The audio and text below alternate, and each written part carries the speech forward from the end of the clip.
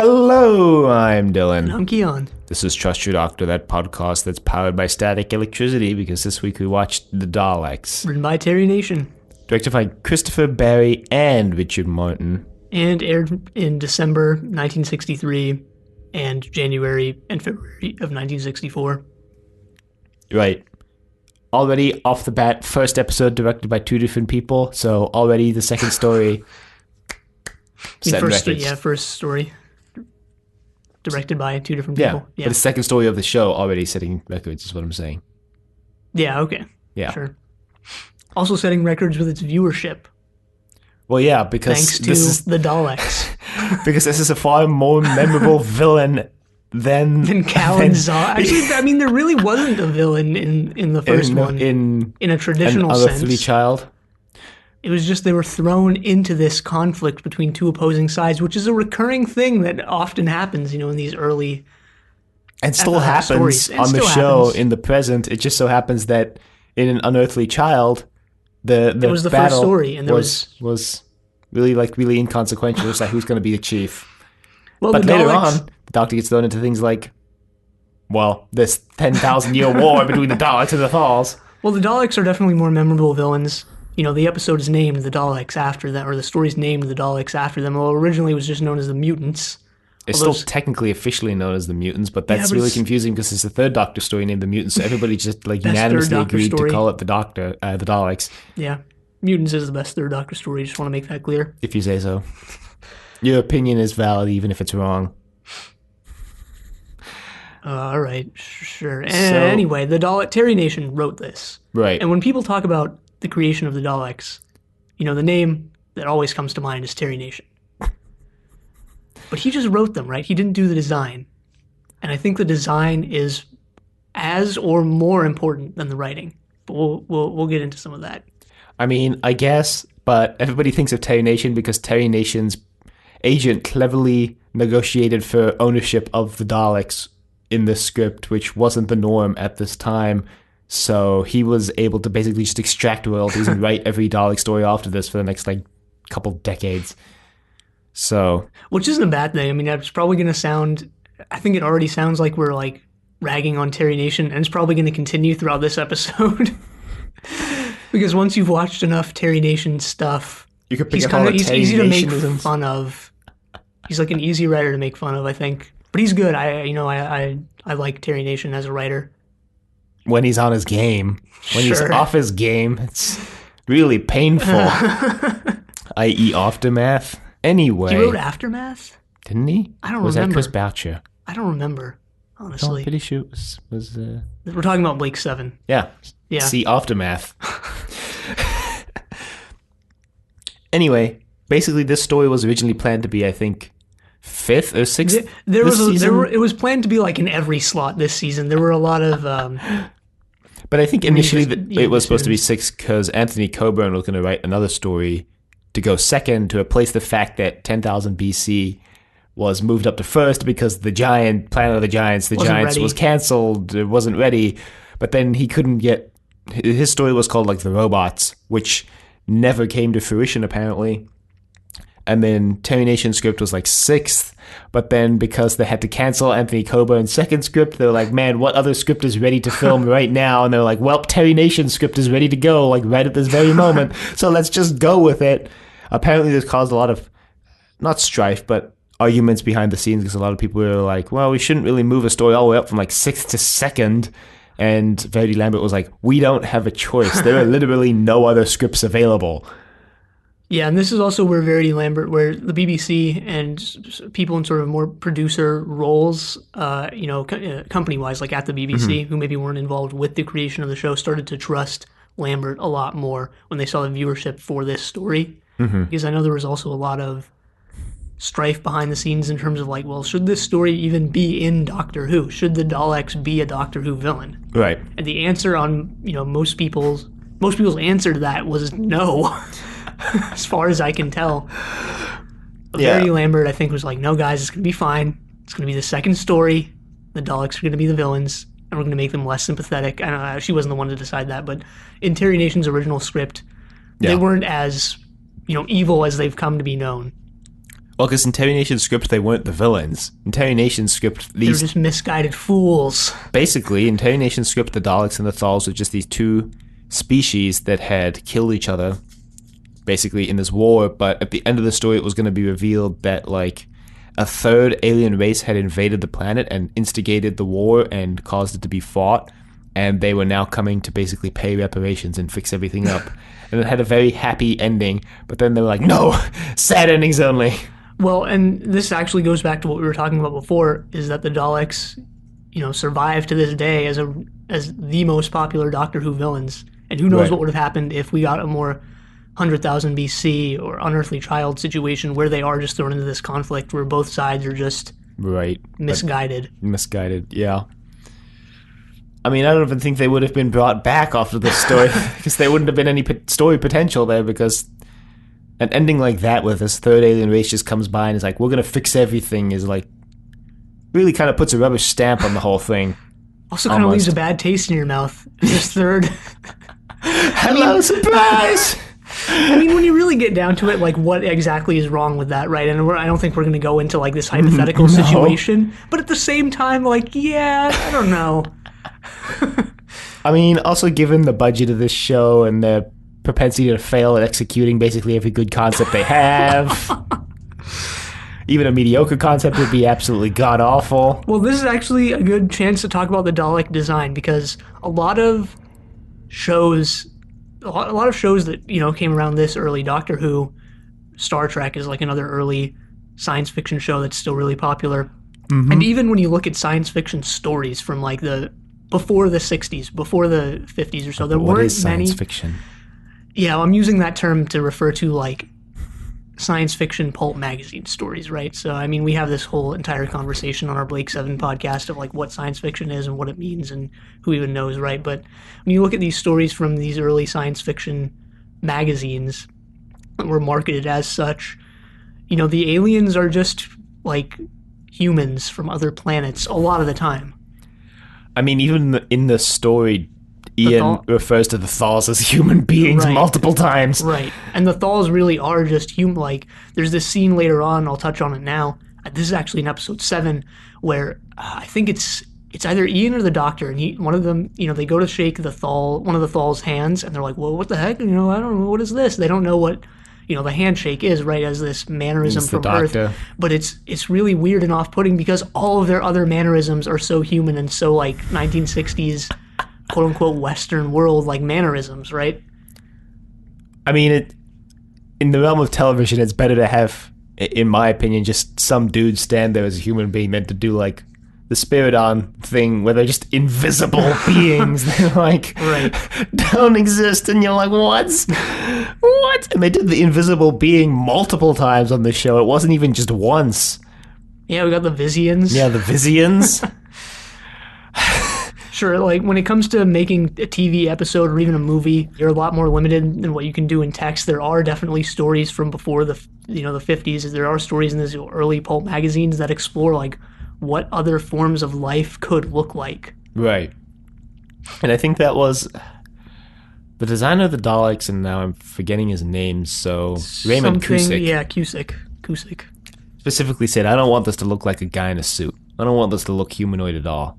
When he sat down to design this. Apparently this was originally going to be designed by Ridley Scott, who later became famous for Alien and Blade Runner. Yeah, I read that on the wiki, but there was no, like, source for it, or I don't know. I read it on another website as well. Huh. Yeah, I mean, I don't disbelieve it, but I just want to point out there's no, like, source for it. On the wiki, at least. So, that's a thing. Well, I think not to discredit Terry Nation too much, I think in his original conception for the Daleks, when he originally wrote them up, he inserted into the script this idea that they would look like these sort of dancers with huge dresses that reach all the way down to the floor, and they look like they glide along the I think his explicit description was they look like they glide like the dancers do because their dresses reach down to the floor. He was specifically referring to Georgian ballroom dancers when he said that. Raymond Cusick was like, okay, we can do that. And he designed the Daleks, and basically he had a lot of ideas that didn't come to fruition, but the design started with a boxy thing that only had one arm. I mean, his design a lot of the concepts that didn't come to fruition were like really ambitious, especially for what this show originally was. I mean, even the final design wasn't a fully realized version of his design, because he wanted the balls on the skirt to like light up in I guess concert with the Daleks' emotions, which I guess would kind of later be incorporated in the lights on their head. But he wanted the balls on their skirt to light up, which wasn't feasible. He wanted the arms to rotate a full 360 degrees around the Dalek. Once again, not feasible. When they were actually building the Dalek props, they're like, maybe we can like put a tricycle in here and they can ride the tricycle. No, it turns out there isn't a tricycle small enough to fit inside the Dalek casing that they built. Yeah, I don't know how they're moved around. I guess maybe I didn't look anything up about this, but maybe just some guy inside walking around. As far as I know, that's actually just what it is. Just some guy inside walking around, or possibly sitting down and doing the scooty thing when you're in like an office chair and you like try to scoot yourself. Yeah. And they Probably built, really I believe, uncomfortable.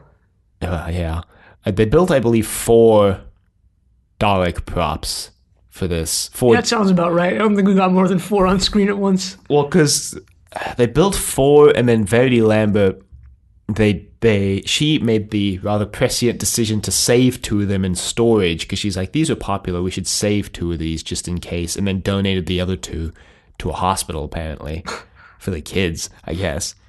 But yeah, she made this rather prescient decision to save 2 of them in case there was another Dalek script down the line that they wanted to do. Yeah, that's interesting.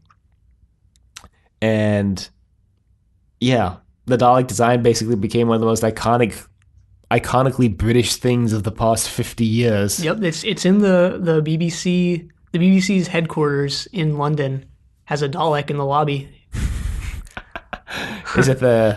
Is it one of the weird new paradigm Daleks, or is it the Russell T. I don't know what gold Dalek? I don't know what design it is, honestly, but it's there, and I don't think it's like to scale either, because it's pretty big.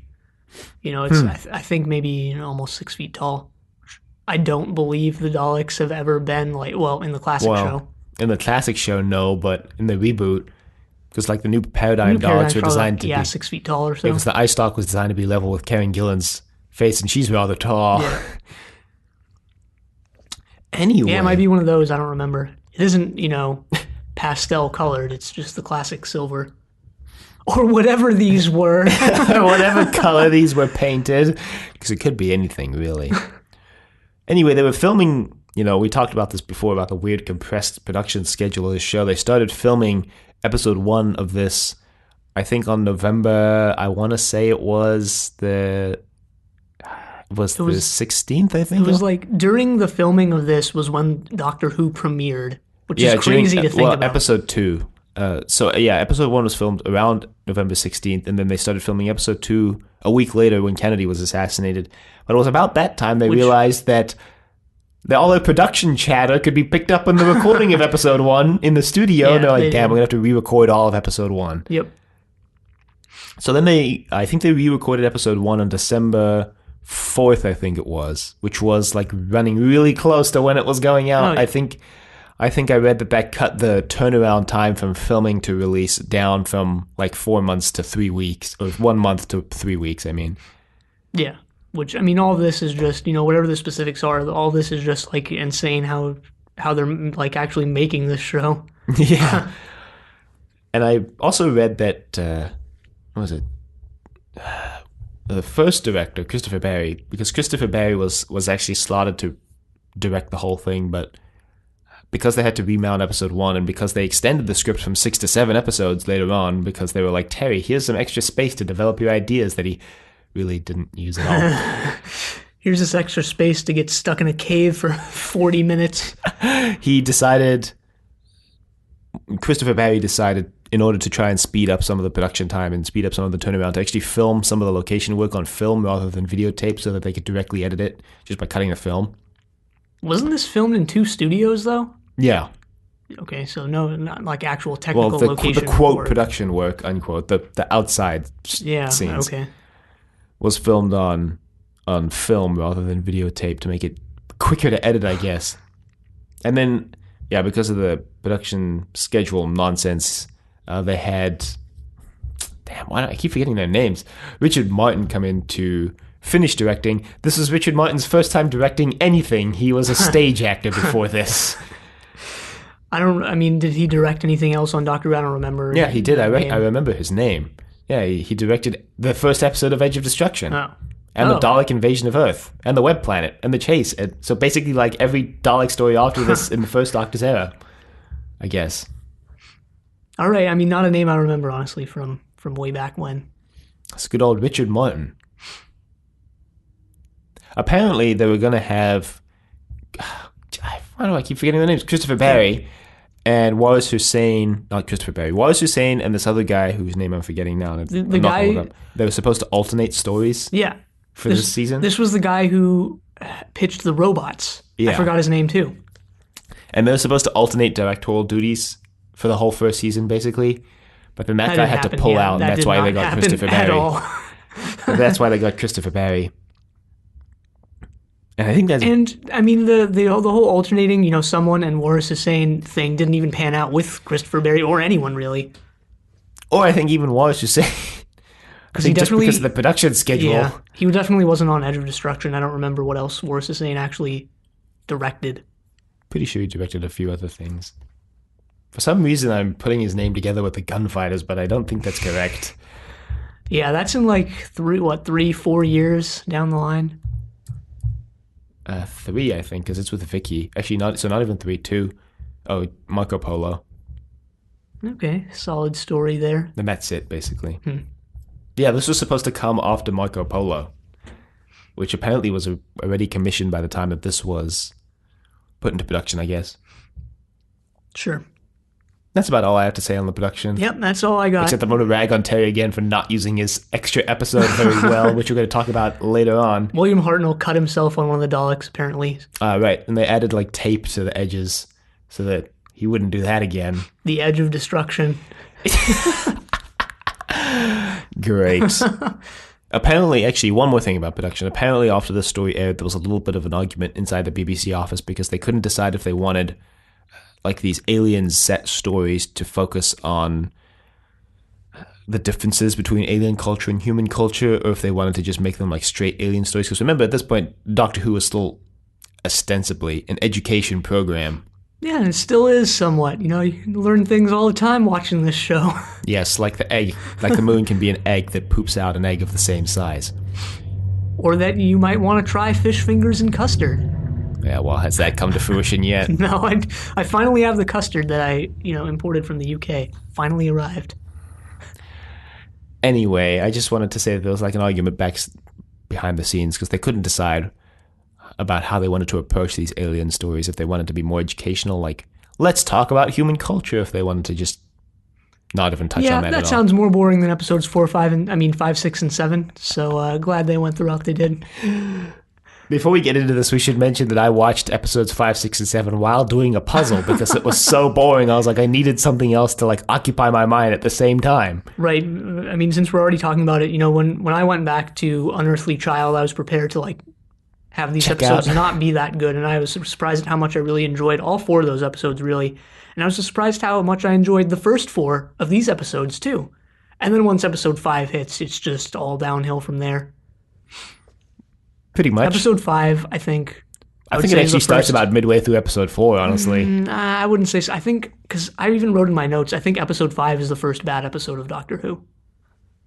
Well, I guess we'll get there. But anyway, episode 1... I think we're going to try to be a little more brief on some of these episodes than last week because there's 7 of them and we don't want to be here for the next 4 hours. Right.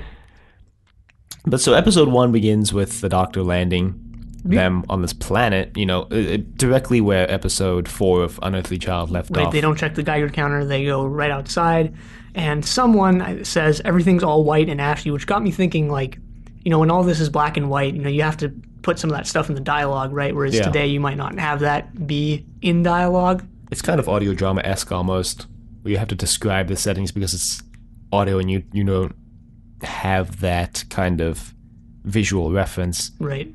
Which actually... In terms of color, at least. In terms of color, but reminds me to bring up that all 7 episodes of this exist in their original negatives in the BBC archive, except episode 7's negative is actually an invert from a positive print that they found, so I just thought that was kind of interesting. I don't know why I thought that was interesting, but I thought it was interesting. It's not that interesting. To me, at least. Maybe someone out there is like, yeah, Yeah, it's really interesting. I don't know what else I would even say about that other than it's really interesting. So they land and they go out and they're basically in this ashy, destroyed, burned out, bombed out forest. They think it's a petrified forest. They actually flip-flop back and forth as to what this thing actually is. They call it a petrified forest and a metal forest, and there's all these creatures. There's plants everywhere, but they're all metal and they're all hard, and there's this iguana thing. Unlike Blake 7, we don't have Chris Boucher here to clean up Terry Nation's mess. So, or his inconsistencies at least. I don't think that 1 through 4 are a mess when you look at them overall. No, I just think they're inconsistent. Like, talking about... They talk about this forest being metal, but also petrified wood. They talk about the 1,000-year war, but at one point, one of the Thals mentions, oh yeah, all of this happened in a day. So, I just think this whole thing's really rather inconsistent. I think it's that the war was 1,000 years ago. I think that was in Nation's original script, was that this takes place in the year 3000, but it's never mentioned. I read this on the wiki. It's never mentioned in the story, and the war was 1,000 years ago. I think the war is supposed to last 1,000 years, though, because the Doctor says, like, the war of 1,000 years over at last at the end of the story. Well, I mean, I think that's referring to the conflict that lasted 1,000 years, or like the hatred between the two. I guess, but then also, like I said, there's the Thals who are like, this all happened in a day. I mean, maybe the destruction happened in a day, but the aftermath, led to this 1,000-year thing. This also, if you care about Doctor Who, like, canon and want all this stuff to make sense, which, again, for the millionth time, I personally don't, this is, like, a really hard story to reconcile with anything else. Well, partially because they never tell you when the hell it's set in the story. Also because it's the second story ever, and it's in the first season, and like they didn't know what they were doing. When they bring back the Daleks, they have to throw out a whole lot of Dalek history they introduced to this to make them all work. Right, but all that's fine. I personally don't care about any of that. I mean, we even mentioned that in, I think the next Dalek story is the Dalek Invasion of Earth when Susan leaves. Yep. How they just completely, they try to retcon. Well, they don't try to not retcon, bad term. They try to explain how the Daleks can leave the static electricity powered city, because remember they have those dishes on the back that they beam energy to? Oh yeah, I forgot about that. And then by the time of the chase, they just like completely just stop even trying. Which is probably for the best. Anyway, they basically just walk through this forest for 5 minutes till they reach this city, and they look at the city and they're like, the Doctor's like, I really want to explore that city. And everyone else is like, that's a bad idea. And the Doctor's like, guess I'm outvoted. Wink, wink, nudge, nudge. This sequence is the first time I think that William Hartnell says Chesterfield. Yeah, and later on in the story is the first time Ian brings up the fact that the Doctor's buggering up his name. Was that line ad-libbed? Was William Russell just like, stop freaking calling me Chesterfield, man? And he just put that in the... I actually want to bring up that line now because I'm going to forget to bring it up later, because I thought it was one of Terry Nation's most cleverly written lines in existence. But the Doctor's like, I'm glad you hold no animosity towards me, Chesterfield. And then Ian's just like, I'm going to be holding animosity if you don't get my bloody name right. The Doctor's like, what? I'm getting it right. It's Chesterfield. It's like, it's Chesterton. Chesterton. Anyway, I want to bring up how strong characters still are in this initial sequence. I think this is the story where they start to get a bit more generic. We mentioned when we redid Unearthly Child how the characters have a lot of personality in that story, and it's all very apparent throughout the whole story and stuff. And they do here too. Susan she acts like a teenager. She, in these first 4 episodes at least, before it just falls off a cliff in episode 5. I also want to mention before we get too far deep that once again the original version of this episode that we recorded 4 years ago will be still archived on the website, but if you're listening to this on Apple Podcasts, this version will have replaced the original version in the podcast feed. Right. The great sound design, I think, of this story, and this is something that doesn't fall off the cliff in episode 5, starts here as well. There's a lot of interesting ambient noise, like when they were exploring the city. I don't even know how to describe it other than like some sort of electronic noise. But it sounds really cool. It does. There's a lot of good ambient design in this story, I guess is the term I want to use. Like, I actually think the forest looks pretty good. The city doesn't look great, but it looks good, I think. There's this corridor. I don't know if I'd call this, like, good necessarily, but there's this corridor that looks like it just goes on endlessly. You know what I'm talking about, right? Yeah. Because they just keep filming it from different angles. Yeah.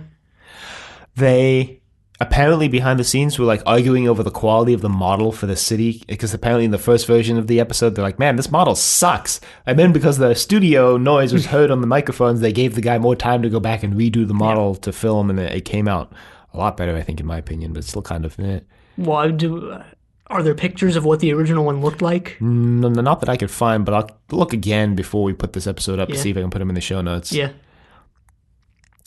And anyway, so they walk back to the TARDIS for 5 minutes. Which they keep referring to the TARDIS as just the ship. I don't think they even say the word TARDIS in this story, which is... Yeah, I think you're right. Based on... Well, no, they do say the word TARDIS because Susan refers a lot to the TARDIS key. Because the key is a big plot point. Yep, but still, they refer to it a lot of the time as just the ship, which, if you remember back in Unearthly Child, the TARDIS was... Initially, Susan came up with that name. That was definitely retconned away later, too. Yep. And they get back to the ship, and the doctor's like, well, I'm gonna make it so that we leave. And then he just reaches down and he just grabs the fluid link out of the console, and then they turn it on, and then they just crash, and he's like, well, we're out of mercury. I forgot that the first doctor freaking sabotages them here. I was wondering, like, did he do this? I wrote this in my notes. I was wondering, like, did he do this on purpose? Like, what's going on here? And then it turns out, yep, I forgot. You forgot? And then it turns out that he did. That was like one of the only things I actually remembered from the story was that the doctor faked the fluid link being broken. There was a lot I forgot from this. And then in episode 5, the BS way that they get them to stay behind is that Ian just like lost the fluid link again. That blasted fluid link. Anyway, he's like, we need some mercury. We better go down to the city and get some mercury. And they're like, okay. And they go outside, and there's this box of tablets outside the TARDIS. And Susan's like, this is kind of weird. And the doctor's like, yeah, that's weird. I thought this planet was uninhabited. Susan also has like a run-in with someone who she claims was humanoid in the forest and stuff. Yeah, she sees someone. Yeah. No one believes her, really. But there's this good scene between her and Barbara. And I really like how early era of Doctor Who has all these scenes with, like, the characters just sort of, I don't know, living in the TARDIS. We mentioned this in Unearthly Child as well, but you get a lot more, I guess because there's just a lot more time to do this, you get a lot more like, oh, let's eat, let's go sleep in the TARDIS, and let's do they have rooms and stuff like that. Right. You see this is a later era, but the food machine in this episode too. Right, but I mean, like, later on you see Adric's room, you see Nissa's room, you see Tegan's room. That's just not something you really have anymore from the show, as far as I know. I'm trying to remember if there's something like that in the reboot. I'm going to go with no for right now. Yeah. Well, they're definitely playing up the lived-in aspect of the TARDIS, I think. Yep. Because they're trying to make the TARDIS less of like I think what they're trying to do, in my opinion, is make it more devastating when they're not able to get back to the TARDIS, because the TARDIS isn't just their transportation, it's their home. Sure. So they're trying to play up the fact that they live in the TARDIS. You see their rooms, you see the TARDIS food machine. Yeah. Just to, all those people are like, hey, though, what do we like eat or whatever? And it's like, TARDIS food machine. Looks like it just gives you a candy bar that tastes like whatever you want. Which would be really off-putting if you're just eating this thing that looks like it should be sweet and tastes like bacon and eggs or whatever Ian eats later on.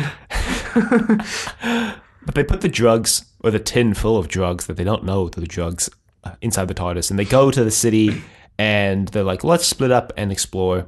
And this is an immediate bad idea, and basically just reminded me that every problem the Doctor encounters for the first, 5 years of this show basically always occurs because they split up. Because the only reason why they still stick around is because Barbara buggers off on her own for some reason and gets captured by the Daleks. Well, she gets lost. They all decide to go, I think... Well, she gets captured because the doors won't open behind her. They, seal the doors shut behind her. So... Yeah. And you don't see the Daleks in episode 1. I think you get a first-person shot from one of them approaching Barbara. Mm-hmm. She just screams into the camera. Then in episode 2, we meet the Daleks. And it's like, wow. They're the Daleks. There they are. They look like. There they are. They sound like the Daleks. I actually want to look up who did the voice of the Daleks in this, because I remember Roy Skelton being a name that comes up a lot later. But I don't think he's on the show yet. I don't remember any of the names, honestly. Peter Hawkins and David Graham. Don't know him. And William Russell, I guess, technically. briefly. Yeah. The Daleks in this, we can touch on this now, are a little different. I don't think they ever make reference to like, oh, we destroyed all of our emotions and we don't have any emotions anymore. And Well, Ian wonders later on if they have any emotions or if the only emotion they feel is like hatred, because they're like, why would the Daleks want to destroy the Thals? They gain nothing by killing the Thals. And Ian's like, well, early on, the Daleks are based on the Nazis, according to Terry Nation. You know, there's say whatever you want about how effective. Well, that I think is. in this story you can see a lot of where Terry Nation drew from the Nazis for this, because especially in Ian, because Ian makes all these things like, because the Thals are like, what would the motivation be? You know, what would be their motivation? And then Ian would be like, oh, well, they have a reason. Hate everything that isn't like them. He was like, they have a reason that's dumb. It's not a motivation, but it's not an explanation, but it's a reason. He's like, they just hate everything that's not their own. It's fear of the unsimilar or whatever he says. He says some weird like term that's not in use today anymore, but like the unsame or the I don't remember what it is. I don't know exactly what word he uses now. And he talks all about how, you know, when he's trying to incite them to fight, he's like, if you don't fight, then like, what are you? You're nothing. He's like, okay. When you know that the Daleks are the Nazis, and you could basically pretty much pick up on this, that the Thals are like possibly Britain or France, and they're like, you gotta fight, you gotta rise up and fight. And yeah, I don't know if I like drawing exact parallels like that, but I mean, this all works out at the end. The Doctor at the end is like, one of the last lines, I think, is like, your truth is down here and mine is up there in the stars. That was a dumb line. No, I liked it because we talk about, and the story talks about how, you know, there's this fear of the unknown, right? There's this fear of differences. Well, there's this admission at the end by the Doctor that like, he sort of destabilizes like this centralized version of truth in some way that makes these differences okay, right? Like his version of the truth is up there in the stars, whatever that means, and their version of the truth is down there on the planet, whatever that means as well. I mean, I just think it's kind of dumb because I don't think truth is the word that should be used there. I think like purpose or motivation or dreams makes more sense, in my opinion. I like truth just because it got me thinking, like, in what ways is Doctor Who as a show about like the acceptance or the realization that different perspectives lead to different versions of I don't know, reality. And I don't have an answer to that. I don't even know if that's... I think they hit on that a lot more later on when they do something like Face of Evil, where the Doctor's face is carved into the mountain and he was like this evil figure to the one race, but the other race is like worships him as a god. Or the Seva team and the Tesh. The Tesh. When you get something like that where you actually look at the ramifications of the Doctor's actions, I think is when Doctor Who most gets into like how differing perspectives basically arise almost. Anyway, we're like way ahead of ourselves right now.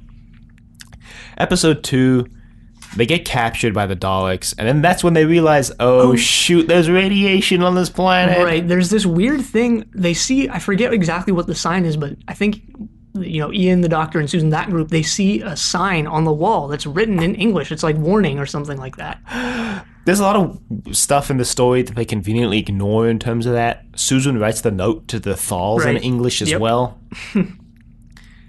And that's just something I think that they had to just ignore. They didn't really have the runtime to explain it. They didn't really have an explanation, quite frankly. Also, we don't really even know who the Doctor and Susan are yet. We don't know what this TARDIS is, really. You don't know where they're from. Yeah, there's a reference in the story to something that I think is actually never picked up on again in regards to the Doctor, but he mentions that he was like... Revolutionary is not the word he uses, but he talks about how he was like a visionary or something, like on his planet, like to his people, he was like a major figure. And he just kind of makes this passing reference to it and then never mentions it again. And like nobody else really picks up on it either. If he says visionary, that doesn't mean he was like well known. It just means he considers himself a visionary apart from everyone else. No, but like the word he uses, which I'm not remembering, and I really wish I had written this quote down. He says that he was like, they're talking about the Thals rising up and fighting, and like they need some sort of like leader or something, and the Doctor makes a reference to like how he was a big well-known leader on his planet back in the day. And I was like, nobody else even picks up on it or even references the fact that the Doctor just said this. They just kind of brush it aside and move on. So I think it was in It was in episode 3 or 4, I think, actually. I don't think it was quite when they were getting the Thals to rise up, but I think it was somewhere in there. Sure, yeah, I mean, I don't even remember what you're referring to, so. I really wish I had written down the exact quote. Anyway. So they get thrown, eventually they all get thrown in a cell by the Daleks. The Daleks sort of have these conversations as to what they're going to do with them, and they have conversations about, like, what's going on, who are these guys, what is guys this? I don't know if the Daleks even have a gender. I don't think so. They're all clones, aren't they? Well, in this story we don't know. In this story there's nothing. In Genesis of the Daleks, they're all lab grown. I don't remember mutants. Genesis of the Daleks, honestly. Well, they're all like lab grown because the Doctor has that scene where he's got all the test tubes at his mercy. All he has to do is touch the wires and vaporize them. Options. Anyway, the way they move is like, it's like going back, if you watch the later Transformers cartoons, it's like going back and watching the original, and like they transform, but it's different. It's like, it's weirdly off-putting. They're doing their best with what they have. Genesis of the Daleks is the story that's most difficult to reconcile with this one, actually. Yeah, probably. We talk about like the differences, but a lot of this stuff that the Daleks are known for originated here. Barbara has this line, "They moved me from floor to floor, always in lifts." That's what they're known for. Lifts. Their weakness is stairs, and it started here. Well, they just fly upstairs in the reboots. Well, now. The Daleks also say that the Thals are going to be exterminated and that it's total extermination. Yeah, I think that's how Susan realizes, like, hey guys, the person I was talking about in the woods actually wasn't just me being crazy.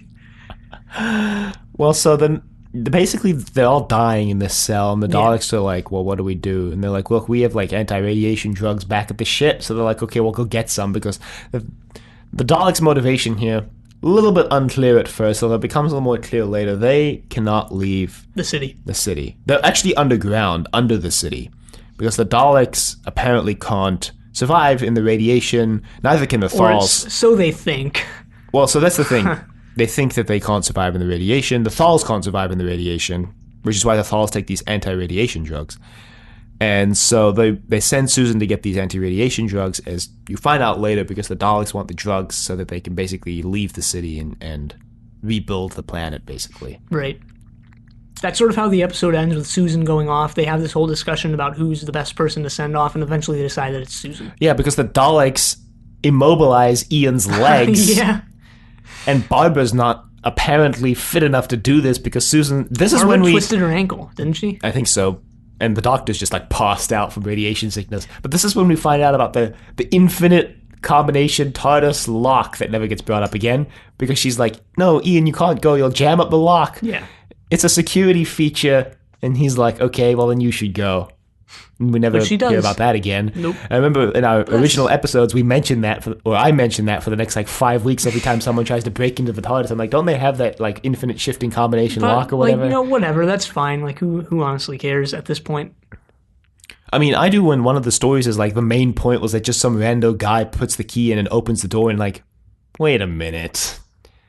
Yeah, but the stories, I mean, I might care on another show, but not on Doctor Who. The stories are so disconnected at this point, this early stage, that I just don't care. So, episode 3, Susan makes her way back to the city, but not before encountering, I think, Tamosis? Yeah, this is also the start, maybe not a start, maybe An Unearthly Child was the start of this, of like, there are a lot of characters here, and like Cal and Zot, they look really, really similar to one another. And they don't really say their names enough, and they don't really even have enough defining features to differentiate them from, one to the next. Well, I'm the only one I'm pretty sure about is I'm pretty sure Tamosis is the one who dies. Yeah, Tamosis is the first one who dies. Eats it. And there's also other Ian, people. There's Aladon and Elion. That's nice. There's also Ganatus and Dione. Ganatus. Dione is the only one I really know who I really recognize, because she was like the only named female one. Right. But yeah, just Aladon and Elion, that was a great decision there. They were actually all originally named something different in the original script, but they changed the names for whatever reason. Probably because they weren't sci-fi sounding enough. I don't know. Probably I the same remember some reason of why them they're were like, Zor and Gar. And, let's make them powered by static electricity instead of just regular electricity. It's cooler. So Susan gets back with the drugs, and the Daleks take him, but they all take him too. Our intrepid adventurers take some drugs, and they feel better. But Susan comes back with this cloak that Tomosis gave her. And this is when they figure out that the Daleks are powered by static electricity, and this is when the show tries to ostensibly go back to its educational roots because the Doctor talks about static electricity and how it works and how it can be conducted through metal. Yeah, when you really I don't really care. Well, when you really go back and look at this, it's not integrated into the show very well at all. No. It is just like, let's talk about this for a minute and a half. They do it again in episode 7 when the Doctor short circuits the system with the TARDIS key. That entire scene was just bogus, though. And they do it again when they're talking about space and like the maps, when the Doctor's looking at the maps that the Thals have of the solar system. Anyway, they realize that the coat is insulating, so they trick one of the Daleks into rolling over the coat. They disable the camera first, and they trick one of the Daleks into rolling over the coat, which disconnects them from the static electricity because they realize it's being channeled through the floor. Right. And this isn't episode 3, I don't remember where 2 This is still episode 3, because episode 3 ends when they're wheeling Ian out in the Dalek casing. When Ian gets into the Dalek, because they basically just chuck the mutant onto the floor, and we don't see it, but then we see it ominously crawl out from underneath the cloak. So, even right in this initial story, there's this idea that there's something organic inside the Daleks. I like how careless they are, just flopping this mutant on the floor, though. They're like, we don't need this nonsense. The heck is this? What's interesting that they don't touch on is that Ian fits perfectly into this Dalek casing, I guess. They're like, 5 feet tall? So you're crouched down. Yeah, but they chuck this tiny little mutant out, and none of them brings up the fact that there's this tiny little mutant, but somehow there's all the space for Ian to fit in there. When you see the inside of the Daleks in the new series as well, that's what it is. There's just a tiny little space for the mutant, and the rest is just... there's no there's no indication here that they like rip out any wires and stuff, but I don't know, that you get the idea that there's enough room for him, but whatever. But I really like this scene where they're deciding what to do, because again, the characters have a lot more personality, I think, in this story than they have in later stories. There's still this mystery to Susan. She still feels like an actual teenager rather than, I know I keep hitting on Susan again, but she's the one I think they drop the ball on the most, is that you get sort of her in An Unearthly Child. You get like the indication that she has some psychic powers, but she's also like this kid. And here she has this idea like, let's all pretend to be dead, and when they wheel themselves in, we'll just ambush them. And they're like, no, that's a stupid idea. But I don't know. I like that. And Barbara is still like she becomes less. I don't even know if I want to use the word useless, but. She's not just there in this story. Later on, I think starts in Marco Polo even, she's just there. And I think Susan is the easiest one to drop because she had the least defined character in An Unearthly Child. When you really think about it, she's just the Doctor's granddaughter who's slightly psychic, whereas Barbara is a history teacher who knows all these things about history. Ian's a science teacher who knows all these things about science. So it was in a future story, I guess it's also in a future story, it's more easy to dismiss Barbara because she's a historian, so anything in the future is kind of out of her realm. But when you put her in the past, I think is where she comes into her element, when like last week in An Unearthly Child. Yeah, but sure, but also that even that's just questionable. The decision of let's define these characters and what they do by their job, their one role. But that's how they set them up. And when you really, I guess, get down into it, what's the easiest way to just immediately plop down a character? Oh, they're a teacher of X subject, and that immediately tells you what they like working with, either kids or young adults. They enjoy yes, but not necessarily. When you really think about it, not necessarily, but generally, yes, right. They enjoy working with kids or young adults, and then they really enjoy this X subject that they're teaching. Right? They just hate their lives. Possibly, but then you could introduce that, and then that would be interesting, right? But immediately, if you don't do that, you just plop down immediately right up. They like this subject and they enjoy working with kids or young adults. Yeah. So it's an easy way to just plop down some stuff, I guess. Which, let's not give Doctor Who too much credit. They are definitely cutting corners where they can. So they wheel out Ian in the Dalek. Yeah, then we get episode 4, where they basically escape. But episode 4 is Susan's kind of also a big written, chase scene, really. Yeah, Susan's written this note to the Thals, and she told the Thals if she signs the note with her name, that means that everything is okay. And I really started to wonder here when she writes her name at the end of this note if she realizes that... What was Susan's full name again? Susan. No, she had like a... Val... Oh, Archaeator? Oh, yeah, Archaeator. Which she introduced in that other Expanding Universe story. But was that Quinnis? I don't remember. But she tells them that she's like, if I sign the note with Susan, then you know that it's from me and that it's legitimate. Yeah. And then I have some stuff to say about this entire scene with her writing the dictate note. This note to her, and she signs it Susan. And I'm like, wait a minute. Wasn't the whole point of having that signature thing for you to be able to like tell them that things weren't okay? Because I completely forgot. I really thought where this was going to go was that she wasn't going to sign the note at all, and then they were going to send it, and they'd be like, well, there's no Susan on this note. That means that the Daleks hate us. But instead, they go get ambushed, and it's all really Susan's fault when you think about it. Yeah, I don't remember. I don't know if I would say it's her fault, because I don't remember. I watched this too long ago, like 2 weeks ago, but yeah, I don't remember like the exact what they were doing. I have some stuff to say about like the entire scene where she writes the note, though, so we'll touch on that, I think, maybe a little later. Yeah, because I have other things I want to say about that. And about the Thals being actually really misogynistic as well. It's continuing that theme they started last week. Yeah. Because when they're talking about we passed this, the first time we meet the Thals, when they send Susan off, they stand by the TARDIS and they're talking, deciding what to do. And the woman, Dione, they're talking about like the group of survivors, and they're like, yeah, well, the women are completely useless. It's a good thing we talk with the men. Wait, really? And even Dione is like, yeah, it's a good thing that you're talking with men. And I'm like, what's going on here? I don't remember that at all. But it's like really subtle. I'm like saying what they were saying basically, but they were like more subtle about it in this story. Talking about, all right. They were just talking about how like men are better, and I was like, all right.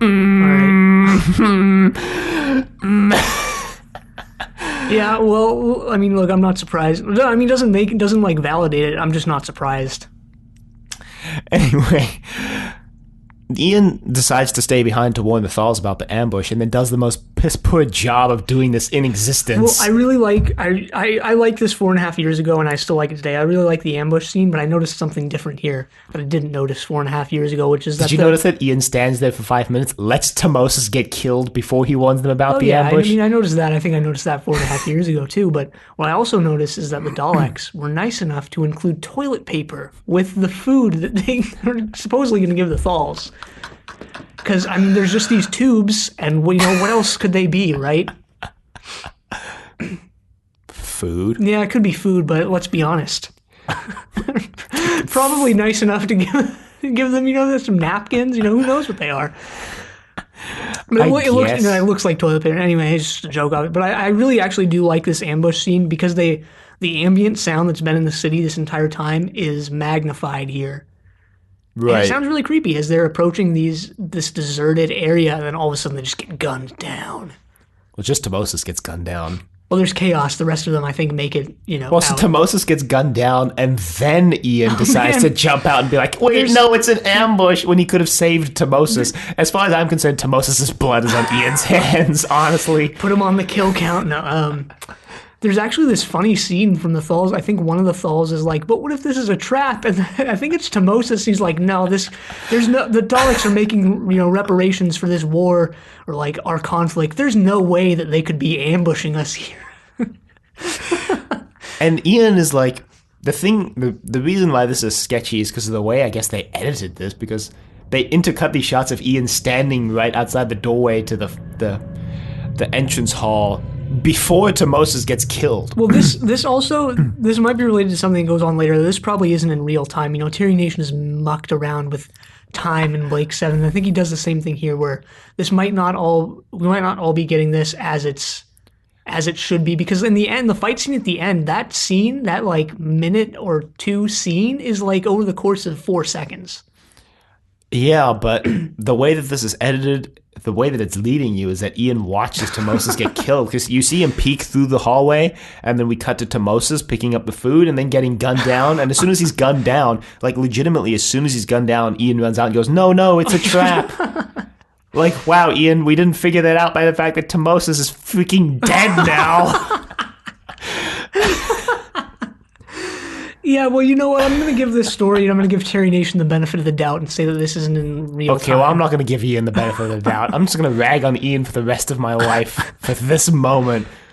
He will never live this down as far as I'm concerned. Honestly, the Doctor's right to just dump him in the Reign of Terror, because he would have been a good basic like Laborer revolutionary leader, killing off all these people with no remorse.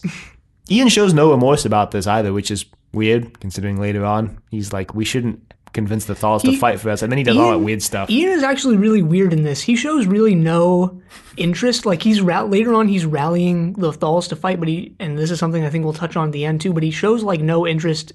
It feels as if all the Thals did end up dying, he just wouldn't care. He'd just be like, well, it's on them. But we'll get to that. Anyway, Ian took the fluid link from the Doctor in episode 2, I think, or 3, when the Doctor reveals that, I think it's 2, might be 3 though, where the Doctor reveals that he just faked it. Ian shoves it in his pocket, but then the Daleks take it from him later. Yeah, and this is, I think he does that. I don't think this is ever like explicitly said, but he probably does that because he doesn't freaking trust the Doctor with the fluid link because of how he sabotaged them earlier on.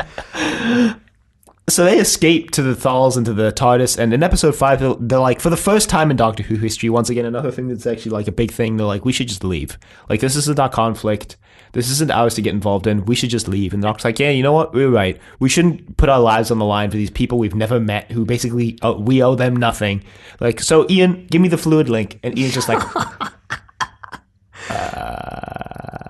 Okay, I think this is the cliffhanger to episode 4. He's like, the Daleks took the fluid link from me. And the Doctor's like... It ends on this line like of them looking back at the city, and they're like, you know what that means, right? We'll have to go back there. And I think this is actually a really effective and good cliffhanger. This is actually much better than the typical classic show cliffhanger of, like, someone's going to die.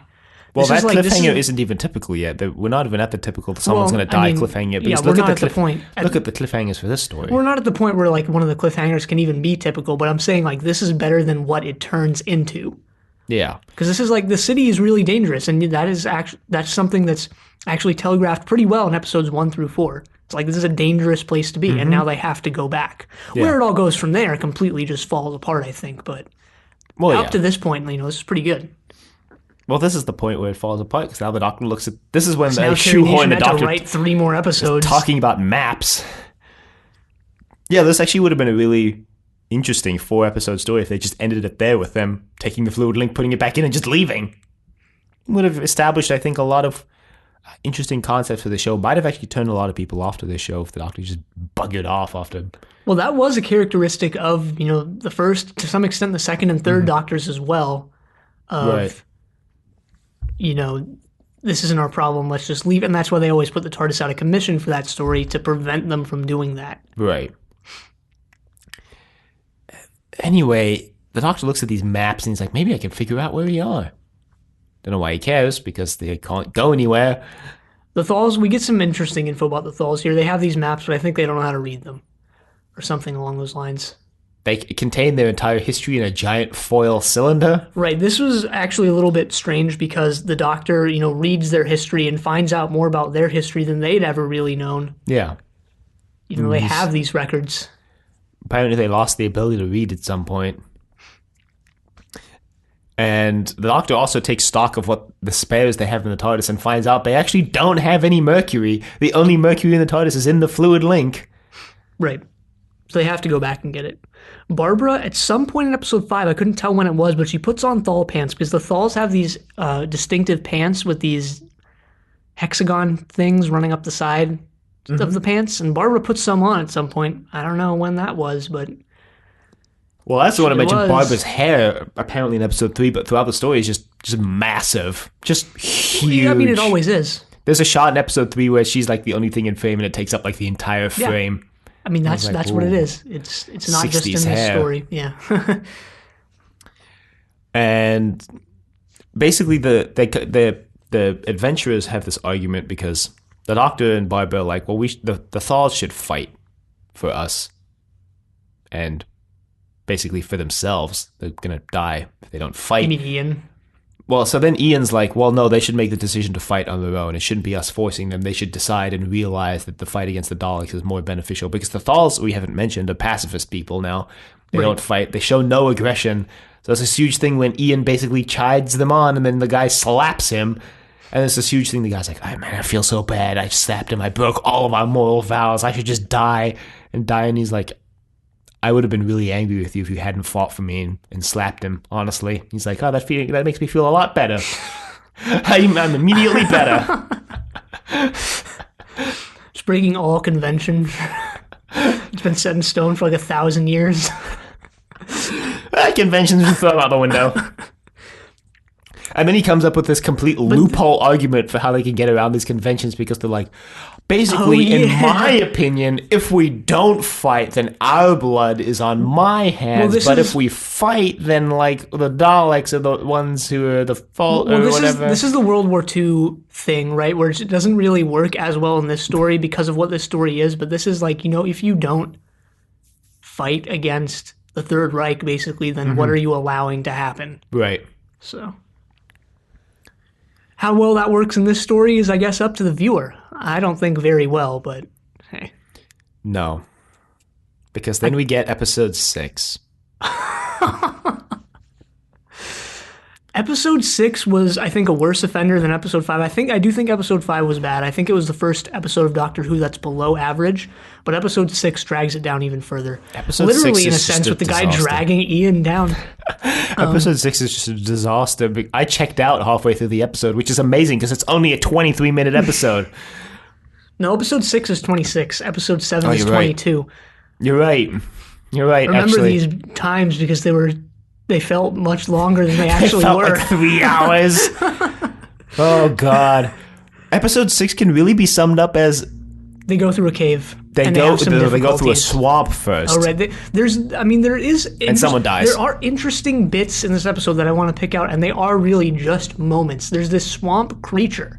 Somebody dies, presumably falls in the swamp and either drowns or is eaten by this creature or something, but we don't really see what the creature is. That could have been interesting, but again, they just sort of leave after that.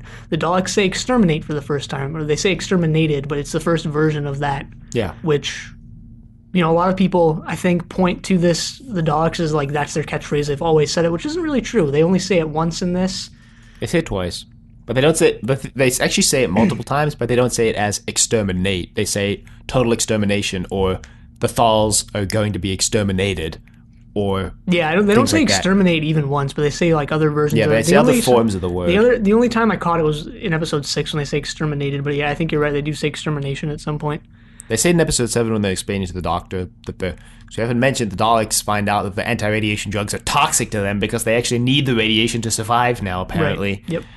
And so they're going to vent all the radiation from the nuclear reactors into the atmosphere and kill off everything else on the planet and make it habitable for just the Daleks. And the Daleks say that it's going to be total life extermination or total extermination of life on Skaro or something like that. Which looks like the only thing that's alive outside is the Thals and, whatever the food they grow on their plateau. Whatever that chameleon thing that appeared that one time was. Well, that's the thing. The reason why the Thals are so trusting of the Daleks is because they apparently can't grow any foods anymore because they've used up the soil. And there's this entire ecological thing in this story where they can't grow any more food, and the Daleks are also there's this line where it's like, we're not going to adapt to the environment, we'll adapt the environment to us. Right. But I don't think it goes necessarily anywhere interesting. Well, it kind of goes somewhere because at the end the Doctor leaves them this basically terraforming machine that's gonna futs up the soil or whatever so that they can grow more stuff. He's like, look, I examined the soil. It's not as bad as you thought it was. Just use this machine. Well, they're like, what do we do with this machine? And the Doctor makes this really deadpan delivery of this joke, like, forget it and throw it away and never think about it again. And he's like, nah, just kidding. You use it to grow crops. Anyway, back to what actually goes on in episode 6. There's all this... There are these mini conflicts set up in this episode that are either resolved right away or just aren't interesting in terms of what the overall... when pitted against the overall conflict. There's this one guy who wants to go back. He doesn't think the expedition's going to end up a success. He thinks they're all going to die. Right. And then that's sort of resolved right away, where he saves Ganatus or Antidus, whatever the guy's name was. They have to jump over this chasm that like doesn't exist in the shot, but there's like it's another part of the set, but like you can see that it's like just, the set's only 2 feet off the floor, yeah. and they just film it so that it looks like it's 50. Yeah, and when he does jump over, it looks better than I remembered it. Actually, that's all. Yeah, I'll it's say. rather effective. Well, when the guy jumps over, the way it's shot almost looks like Ian just pushes him off the cliff, like not today, and he just falls down. He sacrifices himself by cutting the rope, but. All this, I think, kind of sounds interesting when it's described to you, but it's not. It's just not. It's just really boring, and it's like really obvious padding. Yeah, really it is. Because none of this really has anything to do with the overarching story. It's just sort of these mini things they insert. Because their plan is the Doctor and Susan are going to go disable the Terry Nationism named Rangoscope. I don't even remember that name. Honestly, maybe that's how checked out I was. Because the Daleks are using the Rangoscope to see everybody approaching the city, and the reason why everybody else is going through the swamp and over the mountains is because it's completely unguarded by the Daleks that way, so they can get into the city and then disable the control room. I kind of liked that scene. Was kind of funny actually. The Doctor just like he's just examining the thing. He's like, "Oh, first you do this," and he just smashes the glass. He's like, "And then you do this," and he just breaks it. No, this is into episode 7. So episode 6 ends with the guy hanging off the rope, hanging off Ian. He's like, "You're slipping." And then episode 7, they resolve this plot hanging by actually just killing the guy off. And then there's like 15 more minutes of them in the cave just doing stuff. So then this is when the Doctor short circuits the system with the TARDIS key, and they try to shoehorn in this stuff like, "Oh, the TARDIS key is a conductor, so like we can conduct the electricity away." And then This is what really sealed the deal for episode 7 just being awful for me, is the Doctor puts the key on the end of his like cane because he's going to slip it into the thing using the cane so that he doesn't touch it with his hand so he doesn't get shocked. Yeah, could just throw it on. They're building up to this thing when he slips it in. They're building up like there's going to be this big spark or something, and he drops it in and just nothing happens. Well, it's done in the dialogue, right? He's like, "And now they're disabled." Yeah, nothing, like, nothing visual happens except he drops the key into this box. And it's just like, wow, that is the most underwhelming thing I've ever seen on a television show in existence. At the same time, I'm not going to point and laugh at this too much, right? Like, remember how the show's made. Remember what budget. Yeah, but in this story, just look at all those Dalek gunshot effects. Even the really impressive one when they shoot Ian and he's standing behind a wall, and the only thing that they invert is the wall and not like the entire frame like they would later on when they get really lazy. Because the Dalek only shoots the wall and not Ian. So, like, they're doing really impressive special effects things in this story that the least they could have done was just give us, like, a little spark or something. Just something. Just anything, please. It doesn't need to be big. Just something to show that something happened. Well, whatever. I mean, you gotta pick and choose. You gotta pick your battles when you're working on, like, a couple pounds and a piece of gum. String. My brother used a shoelace as a belt the other day. Anyway. Wow, that's a more interesting story than episodes 5, 6, and 7. Did it work? Like, okay, yeah, whatever. It did. He said belts are uncomfortable. That was his justification. Yeah, he's right. They are. But I was like, a shoelace is less uncomfortable. Probably. I've never tried it personally, but you probably got a point. Anyway, there's a pretty bad fight scene. Yeah. And then the Doctor commits genocide for the first time on the show. Not the last. I mean, I didn't remember. Like, you didn't remember that the Doctor killed off all the Daleks? No, I was going to say, I didn't remember how not good this scene is, like the choreography of it.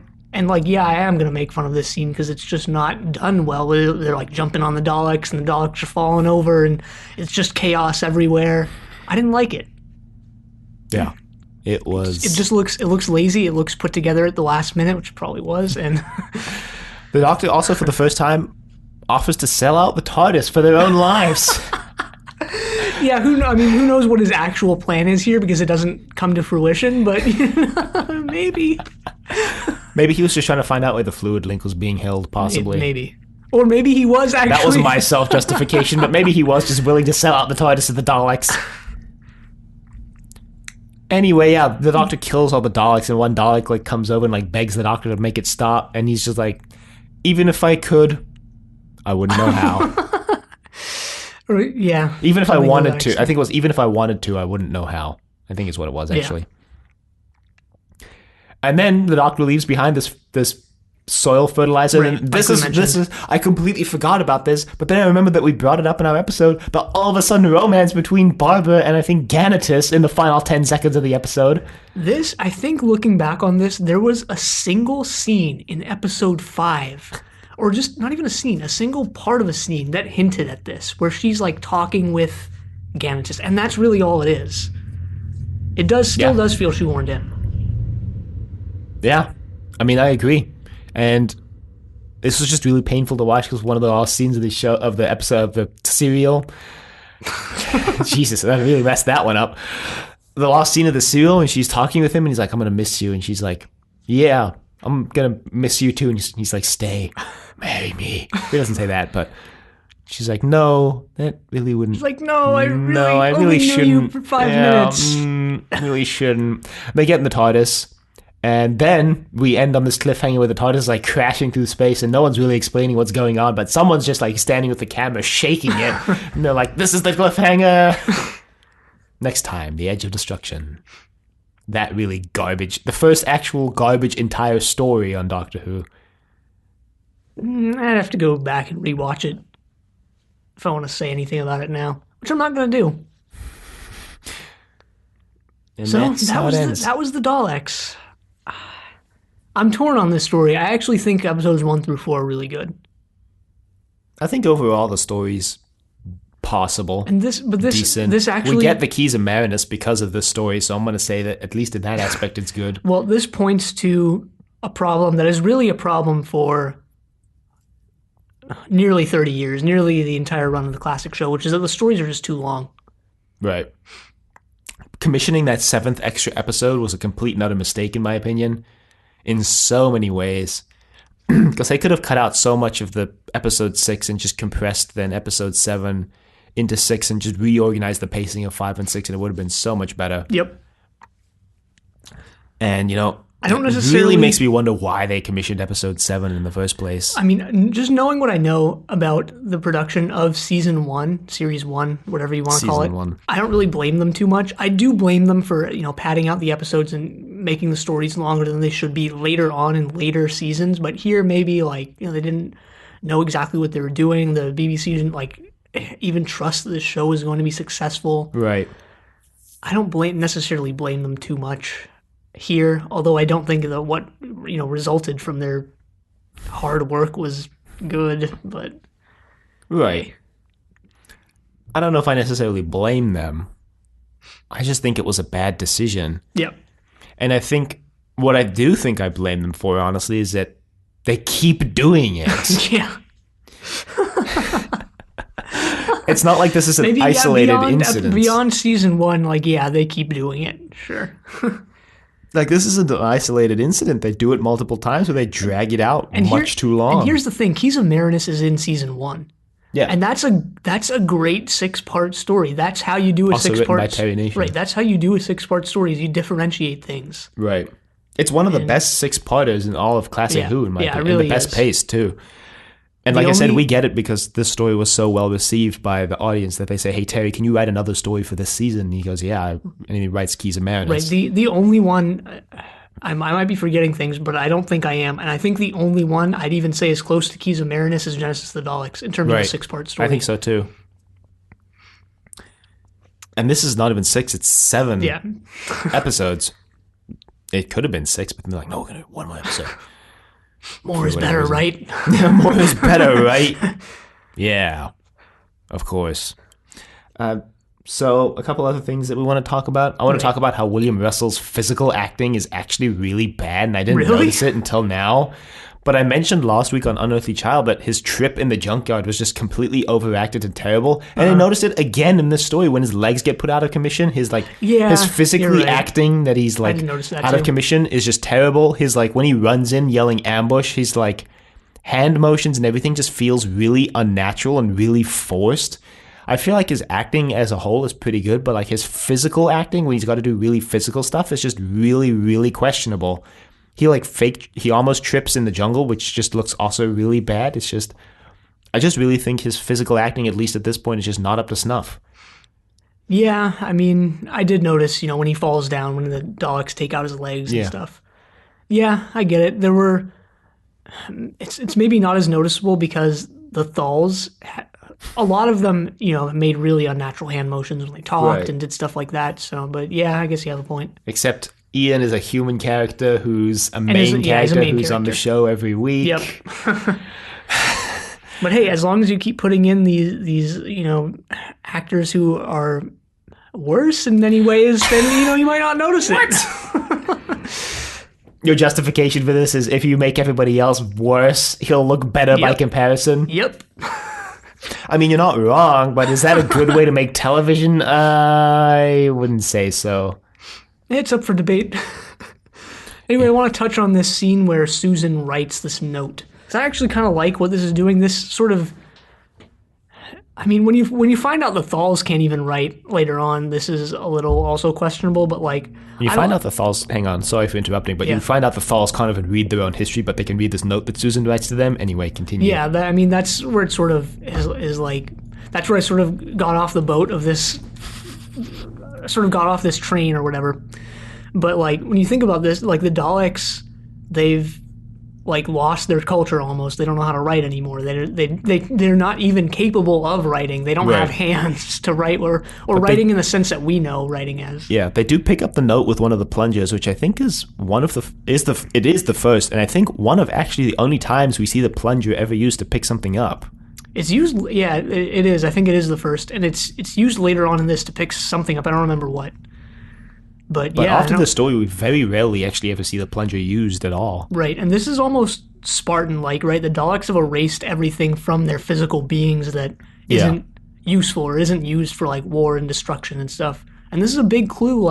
If you're wondering, the Daleks are obviously not nice people, but in these establishing episodes, you're wondering okay, who are the Daleks? What are they up to? And just the fact that they can't write, they don't have the ability even to write, is a big clue as to who they even are. Yeah. What they actually do with the note itself is questionable, like a lot of stuff in this story. But I like that. I like the scene for that. Mm-hmm. Well, the note really shows, one, I think it's effective at showing the Daleks as villains, because a good way to set your villain up is to have them hold one of your heroes at gunpoint and force them to do something they don't necessarily want to do. And then it also sets up the fact that the Daleks can't write, they can't really pick up things, but they have that plunger that can pick up things allegedly. And it shows that Susan is kind of naive, I think, because she signs the note with her name, even though she told Moses, I guess, that she wouldn't sign anything. If it wasn't signed with her name, then it would mean danger. It kind of shows that Susan is almost too trusting of the Daleks and a little bit naive in that aspect. Sure. It's an effective scene for a lot of different things, I think. Let me just check my notes, see if there's anything else. Oh, pioneer. There we go. That was the word that the Doctor used. He said, I was a pioneer of sorts in my time. And he says it actually in episode 7 when he drops off the food machine. I remember now. I actually remember because I did write a note. He says he was a pioneer. That doesn't necessarily mean he was well known or followed or anything. It just means he considers himself this guy who set himself apart in some way. I guess. To me, it just made it seem like he was kind of almost, those guys who went out to the Old West. Yeah, sure. I mean, founded towns, and he was an explorer almost. It reminded me of a Victorian explorer, possibly because I'm reading The Lost City of Z right now, but it made me think of the Doctor as this Victorian or Edwardian explorer going out in Gallifrey, establishing these colonies or something. I just thought it was interesting because I don't think we actually definitively never hear the Doctor referred to as a pioneer ever again on this show. So, as far as I'm aware, yeah, probably not. I mean, I don't remember every single line of dialogue from every single Doctor Who story ever. Of course, but yeah, as far as I can remember, no. Probably not. I would guess no as well. Right. But yeah, that's about all I have. That's about all I have to say on it, too. Which brings us to the end of our re-recorded opening. Yep, we're not doing Edge of Destruction or anything really beyond that. We might. I actually had a lot of fun doing these 2 episodes, so I was considering but if we wanted to, we could. I mean, we wouldn't go back in order, though. We might just pick and choose ones that are actually ones we want to watch, like maybe Keys of Marinus or... Right. Yeah, I don't... I mean, I'd be tempted to say we should just do the whole first season, and then from there just pick or choose from the rest of the first 40. We don't have to do it now, though. I think for right now, our main goal is to give people like a proper start to the show with some actually interesting or good episodes, quote, good, unquote. Which is to say that if we haven't re-recorded Edge of Destruction or any other story after this, and you're planning on listening to the rest of the episodes, be prepared Brace yourselves. Be prepared for... Brace for impact. Well, a drop in quality, because, again, it's our earlier episodes. Be prepared for quite a change in format, because our earlier episodes, a lot of it was figuring out the format, which we don't nail down until quite a bit later. And this format we're using for these 2 re-recorded episodes, in fact, we don't even start until the 11th hour. And I think just be prepared. Just prepare for the worst. And prepare for what you think is the worst, and then prepare for something worse than that. But remember that we get better. Remember there's an episode index on the website. Remember that there's a light at the end of the tunnel. If you'd like to just like there was a light at the end of the tunnel in episode 6 or 7. And that being said... The light might be dim. It might just be a little lantern, even dim. Now. It's pretty dim. The train's like... Well, there's a light at the end of the tunnel. It's just the oncoming train that's about to hit you next week. And when you get to that light, it might not even be very bright. It might not even be a light. It might just be the hallucinations that you're having because you're having heat stroke.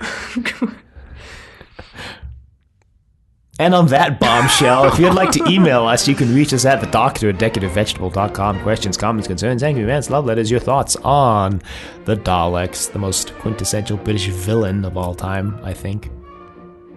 Yeah, I mean, probably. Except maybe Blofeld from Bond, but... I don't even know who that is. Alright, the Daleks then. Daleks it is. Well, I'm not British. Alright, if you're British and you want to tell us who the most quintessential British villain is, let us know. You can find us on YouTube at Decorative Vegetable. You can find us on Apple Podcasts and Google Play at Trust Your Doctor. Be sure to leave a rating if you like the show. Check us out on Facebook, Trust Your Doctor. Like us on Facebook. Also check us out on Twitter at TYD Podcast and follow us on Twitter. And next time we're watching Edge of Destruction. But until then, the end.